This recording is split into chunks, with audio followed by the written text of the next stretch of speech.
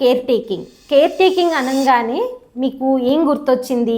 నేను కొన్ని ఉదాహరణలు ఇస్తాను. మీరు ఉదయం లెగిసిన వెంటనే మీ పిల్లలకి కావలసిన స్కూల్కి వేసుకోవాల్సిన బట్టలు బెడ్ మీద పెడతారు, చక్కగా అన్నీ అరేంజ్ చేస్తారు, వాళ్ళ బ్యాగ్స్ అన్నీ సెట్ చేస్తారు, వాళ్ళకి కావాల్సిన లంచ్ చేస్తారు, వాళ్ళ షూస్ కూడా పాలిష్ చేసి అన్నీ పెడతారు. ఇది వాళ్ళు ఎంత పెద్దవాళ్ళైనా సరే మీరు చేస్తూనే ఉంటారు. Then you're a care taker. అలాగే మీ హస్బెండ్కి కావాల్సినవన్నీ కూడా చేస్తారు. లైక్ ఫర్ ఎగ్జాంపుల్ ఆయన బట్టలు బెడ్ మీద పెడతారు, ఆయనకు కావాల్సినవన్నీ అరేంజ్ చేస్తారు, ఆయనకి ఇష్టమైనవి ఫుడ్ క్యారేజ్ కడతారు.